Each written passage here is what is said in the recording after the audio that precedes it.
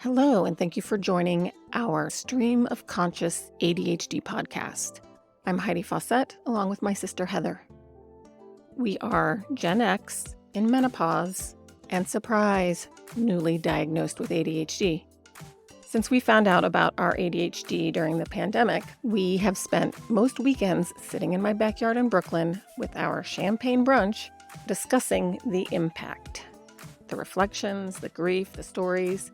Many adults are now finding they were never diagnosed, so we thought we would bring everyone into our backyard discovery sessions, hoping it will help. We laugh, we cry, we are stream of consciousness conversationalists. We hope you enjoy listening to our discovery and perhaps glean some comfort from it. Here we go, into the backyard. So my daughter Grace has to get braces. She's 11. I never had braces, but Heather did. And even though my insurance will cover metal braces 100%, I have opted to pay out of pocket for the Invisalign because I watched what Heather went through and it was not pretty. And I don't want that for Grace. And generally, I don't think she can handle it because she's that very She seems to have like threshold. sensory sensitivity, and this would really just cross the threshold for her. Absolutely. Although I'm curious to see what's going to happen when she has to switch from one, because it will still be uncomfortable, right? As she moves through the process. But Yes, but I 100% can, when she is like, oh, Mom, it's icky, I can say, you don't know what you're in. But anyway, you'll just give her an Advil that's right. And and she'll be send her okay. to play a game. I'm very curious because I've never really actually observed the Invisalign process, and I'll be secretly Jealous. processing trauma and jealousy as So observe it. Yes. and I suspect as every generation does to the under generation, be like, when I was your when I Yes. and I'll try Walked to uphill. but she'll be like, but it's terrible. I'm like, but it's been more terrible. Yes, you don't understand. And she will, so I'm just gonna not do that. Yeah. Okay, I will hold you to that. Mm-mm. I will be doing it for you. But so you were delving into the fact that a lot of these issues are associated. Yeah. So I had been reading about the concept of ADHD and other coincidental issues. I And like one that of you say them, coincidental instead of comorbid because it bothers me. well, Comorbid it is ADHD? incidental Yeah. in a co-fashion. It happens in the same space, Oh. but it's not clear what the relationship between them are. And that's why I say coincidental. The issue of teeth misalignment, especially, and I know that's not the case for Grace, is the lower teeth misalignment coincidental with ADHD. It's not clear what the relationship between needing braces and ADHD is at this time. I'm sure it needs more study, but it wouldn't surprise me because there's this coincidental like postural issue and the whole cervical spine issue that they see also. So it wouldn't be surprising that there was some relationship between the two, but that remains to be seen. It blows my mind, like, how much all of this is interrelated, even to the, fact that back when Grace was first diagnosed and I was looking for different ways of helping her, and I landed on this webinar that they were doing, and I was introduced to something called BrainWorks, which in essence, they spoke about, and it wasn't just ADHD, but it was autism as well, that when you are between newborn and baby, I don't know, before 6 months old, I guess, if there are certain steps that you don't do, it affects the connections in your brain. Like tummy time was a big thing that I mean, she did tummy time, but I guess not enough. But so BrainWorks is where you do certain exercises to help go back and fix this the path, because if you don't do X, then you can't get to Z. And so, like Grace's balance, I feel like her balance is a big thing. The fact that so many aspects of your body are, Well, but the tongue fact that tie it issue, physically, the oh tongue yeah, tie, oh right, that's also that's very coincident with ADHD as well. There's your palate, a high palate is sometimes they see that as well. The way you hold your tongue, the tongue tie itself, the need for orthodontia, the cervical spine, the postural thing. This is coincident. We see this coincident with ADHD. Of course, more work needs to be done to tie them together. But right, it's something that is being observed. yes. And now that you're saying this, I want to go do a little bit of research into, remember Grace's feet. She had to wear braces on her feet because they grew incorrectly. She couldn't walk at the Well, you were age she saying should have. you had noted she had scoliosis, right? Well, Scoliosis. one of her legs is longer than the other. They said she doesn't have it, but her hips, the way she stands, but it's apparently just because one leg is longer than the other slightly. As much as we'd like to think that we are symmetrical, I don't think anyone is truly True. symmetrical. But I have scoliosis I didn't learn until I had my cancer treatment and I had a bone scan. They're like, "Oh, you have scoliosis." I'm like, "What?" All those years in elementary school where they did that stupid thing, why didn't they catch it then? I was never told I had scoliosis until I was not looking for it. Right? But that also is coincident with ADHD. You were not told you had ADHD until you were looking for it. Oh, I wasn't. Or I were you didn't know. actually looking for it? I wasn't even looking. It was coincident with my niece. Right. But yeah, thinking about her feet, it didn't really occur to me until I thought about the balance part of it. Because when I wanted to, still does not know how to ride a bike. She's 11 Mhm. and she can't do a scooter that's just two wheels. She doesn't have balance. I had her in ballet, but you could tell by the way she moved that she wasn't confident in what she was Mhm. doing. And Brainworks, the woman who founded it, I said to her, and this was years ago, I was like, should I teach her on how to ride a bike or should I wait until she's been doing Brainworks for a while? Because balance is something Grace is just not confident in. And so she said, oh, I would wait until next year. Grace has just year over year been like, I want to, but I do not want to. And so I struggle with that. But just this idea of compound, like when you miss a step that early in life, that it affects all your upstream stuff because you can't 100% connect those, whatever, I want to say pathways, but that's not, I don't think No, I that think that's right, actually. is it. Yeah. Neuropath. And because you know how when you're in utero and they're, the mom shouldn't smoke, she shouldn't do all these things, she should eat healthy, like trying to make sure that nothing happens there. Although I wonder if smoking while pregnant promotes It's ADHD. I don't even know. I think the genetic component is strong. Her mother smoked while she was pregnant with us. That's why I bring that up. Yeah.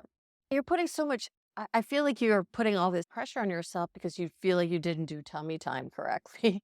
ADHD has a genetic component. And I don't think any amount, Absolutely. if you added thousands of hours of tummy time, that wouldn't change anything. I agree with you in some respects. I think she would still have certain aspects of her ADHD, but I think that probably the balance thing would not be an issue. And maybe she would still enjoy ballet and would be riding a bike now and what have you. In learning this about tummy time aspect and how they studied the brain to how that is needed to build on something else makes me just want to scream from the rooftops, like, make sure your child does freaking tummy time, people. You don't realize how important it is. It's a big stepping stone. That aside, I know that obviously, I have ADHD. When I was talking to Danielle earlier, going back to the whole structure of your mouth.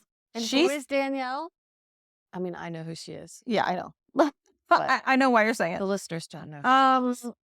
So Grace has a sister and a brother who both have ADHD. Half sister and brother. Half, yes. Yeah. When I got divorced in my 30s and I said to myself, well, by the time I turn 40, I want to have a child. And if I don't find someone, then I'll do that on my own. And I didn't find anyone, but I did find someone who was willing to be a donor and would give her siblings.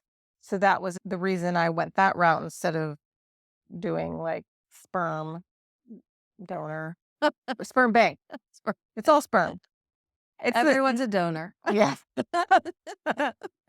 So, She suspects. She also. right. In my conversation with her today, and actually one she had earlier this week. So she was like, this is really weird that this has come up twice in 1 week, because the woman just joking around with her at work said, do you have ADHD? Because something she did. And then that sent her reeling because she was thinking back about certain things. Right. And Yeah. especially since she has her brother who has had an official diagnosis, right? And now a younger sister who has an official diagnosis. Yeah. Right. And so for Grace, your daughter, so she's getting it from both sides of the family then. So she's got the super dose of She had no chance.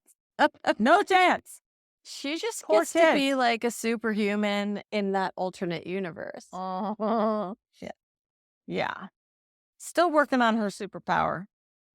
But anyway, so when I was talking to Danielle, she said, I was telling her how Grace needed braces, and Danielle was like, oh, make sure you wear your retainer, and Grace was like, I have no idea what you're talking about. Danielle's thing was not just because Grace has an overbite and like her bottom teeth are stabbing into the roof of her mouth. But Danielle had massive reconstruction, but she had such a narrow palate. They had to expand. That's the Narrow palate. Did you have that? Yes. You had an expander that way? Yeah.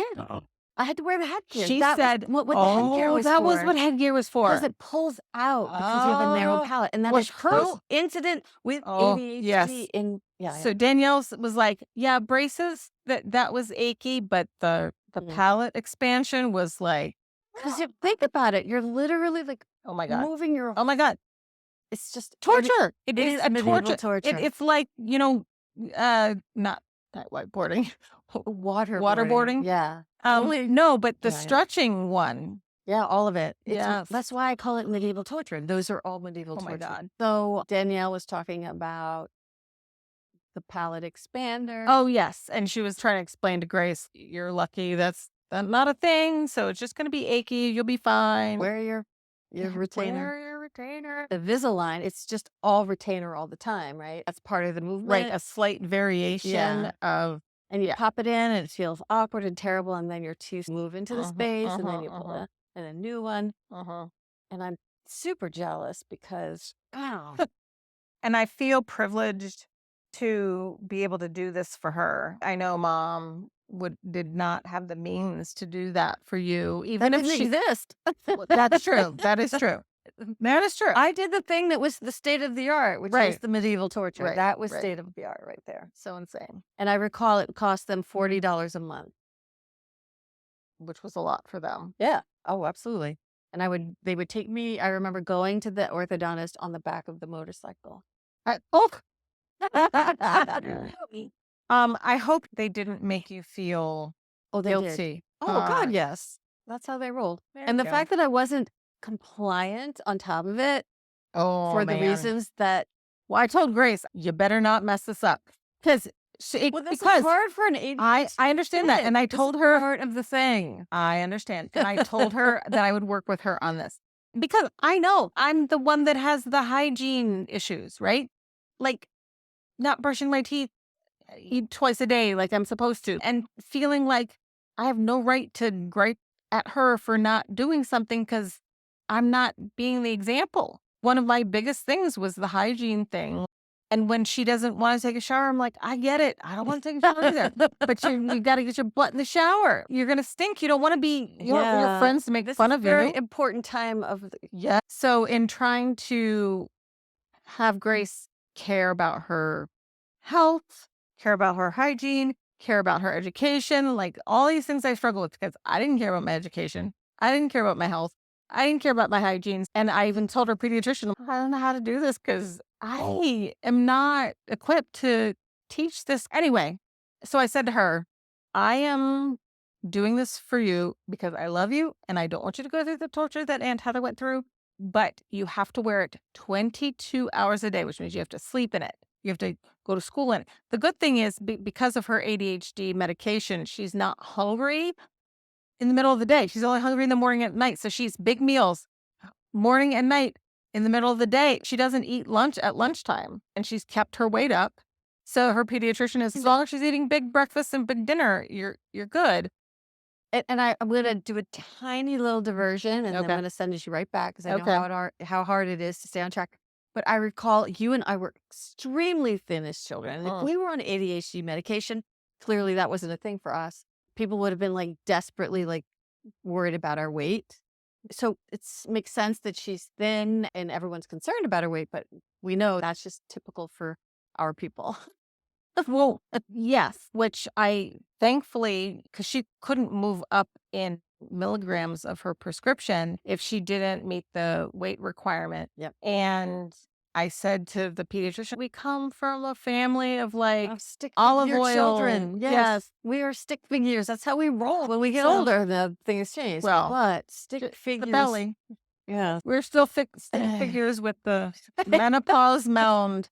All right, so we're going back to braces. She has 2 meals a day, so she goes 22 hours. Yes. Boom, back on And track. so the good news is that since she only eats twice a day, it'll be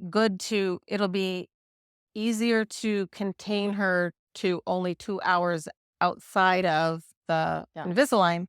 But I told her, I'm like, you have to brush your teeth after every meal. I've seen people do it, like at work in the bathrooms, I would see people brushing their teeth, and I just thought they were being like super freaks, but it was probably because they had Invisalign. Yeah. You're forgiven. And I wonder, going back to the tongue-tied thing, like how many people go through that, because when I found out she was tongue-tied, it was because I was trying to breastfeed, but I recognized that she was not breastfeeding at all. And it was because she couldn't latch. That's right. Because her tongue was so tied. But how are the nurses? They're all up in that baby's grill. As soon as it's born, they're like poking around doing all the things. Why don't they say to the parent, your child is tongue-tied? They don't recognize it. This is ADHD, and tongue tie is a very common thing. And that's independent of just postnatal stuff, right? And I don't know why nurses don't see it. She's not latching. It's a tongue tie. Let's go in.